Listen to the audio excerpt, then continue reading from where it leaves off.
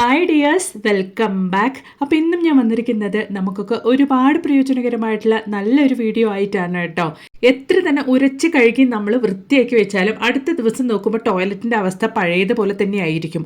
അത് മാത്രമല്ല ബാഡ് സ്മെല്ലും കറയും കാര്യങ്ങളൊക്കെ ഉണ്ടാവും. ഇനി അങ്ങനെ ഇല്ലാണ്ട് കൊണ്ട് കാലിയായ ഈ ഒരു കോൾഗേറ്റിൻ്റെ കവർ നിങ്ങൾ ഇങ്ങനെയൊന്ന് വെച്ച് നോക്കൂ. ബ്രഷും വേണ്ട, ഹാർപ്പിക്കും വേണ്ട, ഉരച്ച് കഴുകുകയും വേണ്ട.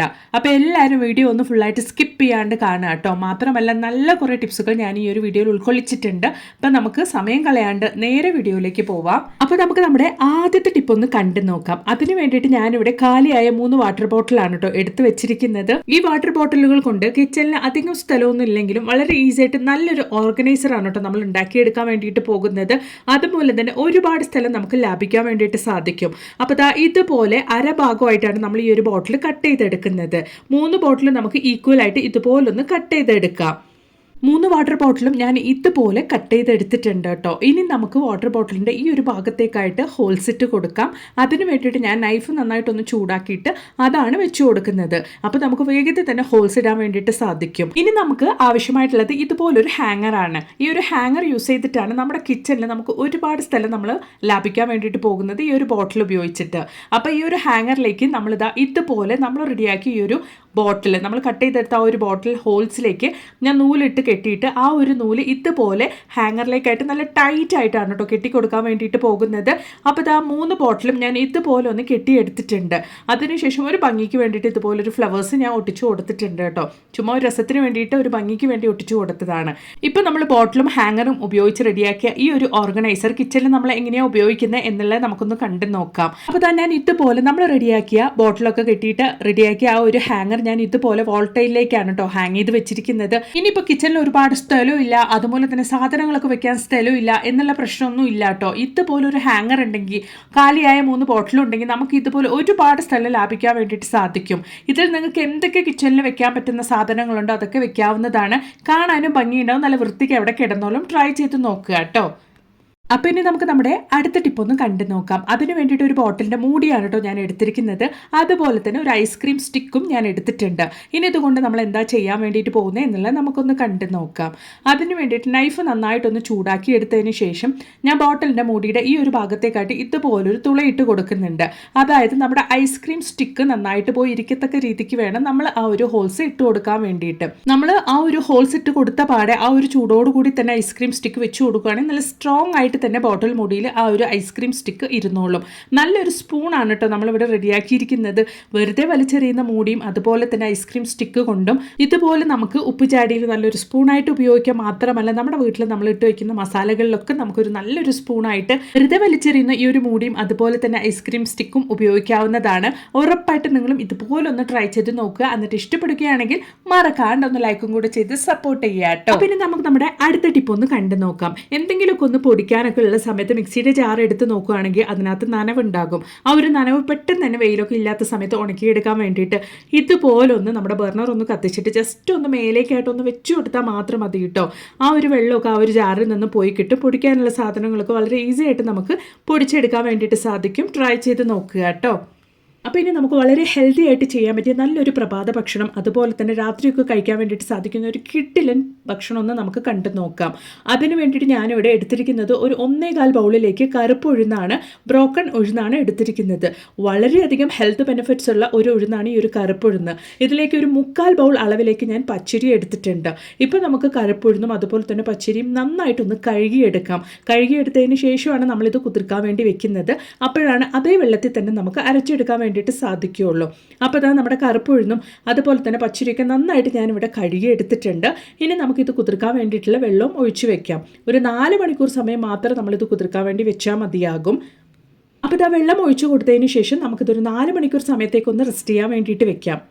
അപ്പോൾ 4 മണിക്കൂർ സമയം കഴിഞ്ഞിട്ടുണ്ട്. നമ്മുടെ കറുപ്പ് ഉഴുന്നും പച്ചരിയൊക്കെ നന്നായിട്ട് തന്നെ കുതിർന്ന് വന്നിട്ടുണ്ട്. അപ്പോൾ ഇനി നമുക്ക് മിക്സിയുടെ ജാറിലേക്ക് ഇട്ട് കൊടുത്തിട്ട് നന്നായിട്ടൊന്ന് അരച്ചെടുക്കാം. ധാരാളം പോഷകങ്ങളുടെ കലവറ തന്നെയാണ് കേട്ടോ ഈ ഒരു കറുപ്പ് ഉഴുന്ന്. അതുപോലെ തന്നെ ധാരാളം ഫൈബർ കണ്ടന്റ് ഇതിൽ അടങ്ങിയിട്ടുണ്ട്. അതുപോലെ തന്നെ ധാരാളം കാൽഷ്യം, പൊട്ടാഷ്യം, മഗ്നീഷ്യം ഒക്കെ നമ്മുടെ ഈ ഒരു കറുപ്പ് ഉഴുന്നിൽ അടങ്ങിയിട്ടുണ്ട് കേട്ടോ.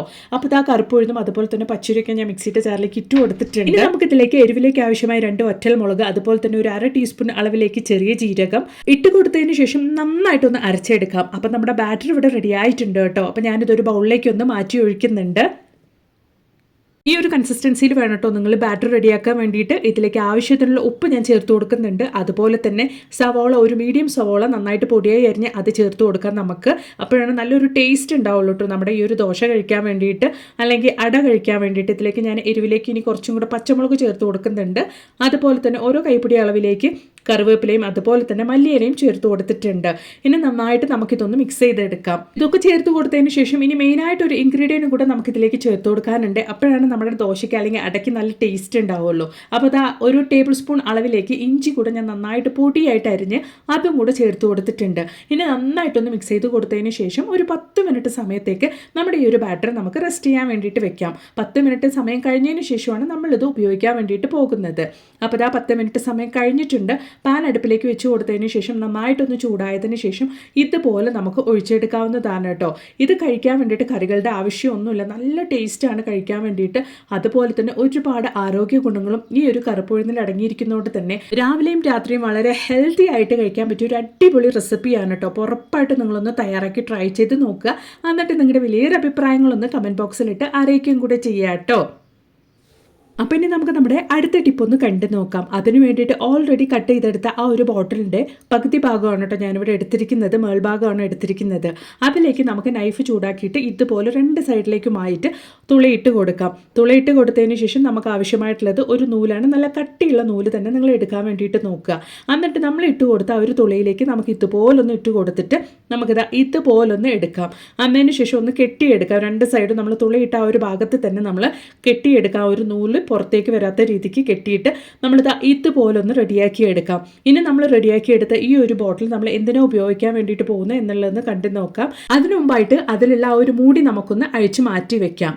ഇനി നമ്മൾ റെഡിയാക്കിയ ഈ ഒരു ബോട്ടിൽ ഇതുപോലെ നമ്മുടെ കിച്ചൺ സിങ്കിൽ നമുക്ക് ഇതുപോലെ നമ്മൾ പാത്രമൊക്കെ കഴുകുന്ന ഒരു സിങ്കിലേക്ക് നമുക്കിതാ ഇതുപോലെ ഒന്ന് ഇട്ട് കൊടുക്കാം. നമ്മൾ പാത്രമൊക്കെ കഴുകി കഴിഞ്ഞതിന് ശേഷം സ്റ്റീൽ സ്ക്രബ്ബർ ആണെങ്കിലും സ്പഞ്ച് ആണെങ്കിലും നമ്മൾ അതുപോലെ തന്നെ വെക്കുകയാണെങ്കിൽ അതിലുള്ള ആ ഒരു വെള്ളം ഡ്രൈ ആവുകയില്ല, അങ്ങനെ തന്നെ ഉണ്ടാകും. ഇതുപോലെ നമ്മളൊരു ബോട്ടിൽ റെഡിയാക്കിയിട്ട് ഇതുപോലെ ടാപ്പിൽ ഹാങ് ചെയ്ത് വെച്ചതിന് ശേഷം നമ്മൾ വാഷ് ചെയ്ത് കഴിഞ്ഞ ആ ഒരു സ്ക്രബ്ബറും സ്പഞ്ചൊക്കെ ഇതിലേക്ക് ഇട്ട് വെക്കുകയാണെങ്കിൽ നല്ല രീതിയിൽ തന്നെ അതിലുള്ള വെള്ളമൊക്കെ വറ്റിയിട്ട് നല്ല ഹൈജീനിക് ആയിട്ട് തന്നെ നമുക്ക് മെയിൻറ്റെയിൻ ചെയ്യാൻ വേണ്ടിയിട്ട് സാധിക്കും. ട്രൈ ചെയ്ത് നോക്കുക. അപ്പോൾ ഇനി നമുക്ക് നമ്മുടെ അടുത്ത ടിപ്പ് ഒന്ന് കണ്ടു നോക്കാം. എത്ര ഉരച്ച് കഴുകിയാലും ഹാർപ്പിക് യൂസ് ചെയ്തിട്ടും ബ്രഷ് യൂസ് ചെയ്തിട്ടും നമ്മൾ കഴുകിയെടുത്താലും പോവാത്ത കറകളൊക്കെ വളരെ ഈസി ആയിട്ട് തന്നെ പോയി കിട്ടാൻ വേണ്ടിയിട്ട് ചെയ്യാൻ പറ്റിയ ഒരു അടിപൊളി ടിപ്പാണ് കേട്ടോ. അതിന് വേണ്ടിയിട്ട് കാലിയായ കോൾഗേറ്റിൻ്റെ കവറാണ് ഞാൻ എടുത്തിരിക്കുന്നത്. അത് നമ്മൾ സാധാരണഗതിയിൽ വലിച്ചെറിയാറാണ് പതിവ്. ഇനി അങ്ങനെ ആരും ചെയ്യേണ്ട കേട്ടോ. ഇതുപോലെ നമുക്ക് 2 സൈഡിലേക്കുമായിട്ടൊന്ന് കട്ട് ചെയ്ത് കൊടുക്കാം. സിസേഴ്സ് ഉപയോഗിച്ച് ഇതുപോലെ നമുക്കൊന്ന് കോൾഗേറ്റിൻ്റെ കവർ നല്ല രീതിയിലൊന്ന് കട്ട് ചെയ്തെടുക്കാം.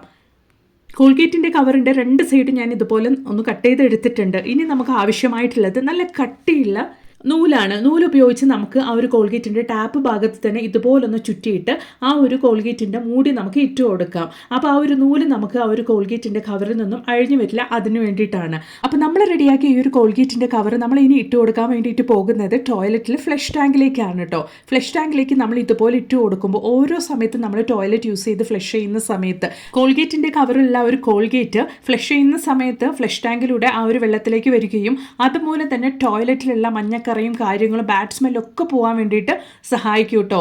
വെറുതെ വലിച്ചെറിയുന്ന ആ ഒരു കോൾഗേറ്റിൻ്റെ കവർ കൊണ്ട് ഒരാഴ്ച വരെയും നമുക്ക് കൈ തൊടാണ്ട് കൊണ്ട് നമ്മുടെ ക്ലോസറ്റ് ടോയ്ലറ്റൊക്കെ നല്ല രീതിയിൽ തന്നെ മെയിൻറ്റെയിൻ ചെയ്യാൻ വേണ്ടിയിട്ട് നമുക്ക് സാധിക്കും. ഉറപ്പായിട്ടൊന്ന് ട്രൈ ചെയ്ത് നോക്കുക. കോൾഗേറ്റ് നല്ല രീതിയിൽ തന്നെ എത്ര കറയും മഞ്ഞക്കറയും കാര്യങ്ങളൊക്കെ ഉണ്ടെങ്കിലും അഴുക്കുണ്ടെങ്കിലും ടോയ്ലറ്റ് അല്ലെങ്കിൽ നമ്മുടെ ക്ലോസറ്റ് നല്ല പളപളാന്ന് വെക്കാൻ വേണ്ടിയിട്ട് സഹായിക്കും കേട്ടോ. ഉറപ്പായിട്ടൊന്ന് ട്രൈ ചെയ്ത് നോക്കുക. അപ്പോൾ ഇന്ന് ഞാൻ കൊണ്ടുവന്ന എല്ലാ ടിപ്സുകളും നിങ്ങൾക്ക് ഒരുപാട് പ്രയോജനകരമായെന്ന് ഞാൻ കരുതുന്നു. വീഡിയോ ഇഷ്ടപ്പെടുകയാണെങ്കിൽ മറക്കാണ്ടൊന്ന് ലൈക്ക് ചെയ്യുക. അതുപോലെ തന്നെ നല്ല കുറേ വീഡിയോസ് ഞാൻ എൻ്റെ ചാനൽ ഉൾപ്പെടുത്തിയിട്ടുണ്ട്. നിങ്ങൾ അതും കൂടെ ഒന്ന് കയറി ചെക്ക് ചെയ്ത് നോക്കുക കേട്ടോ. അപ്പോൾ ഇനി ഒരു പുതിയ വീഡിയോ ആയിട്ട് നിങ്ങളുടെ അടുത്തേക്ക് വരുന്നത് വരയ്ക്കും എല്ലാവർക്കും ബായ്.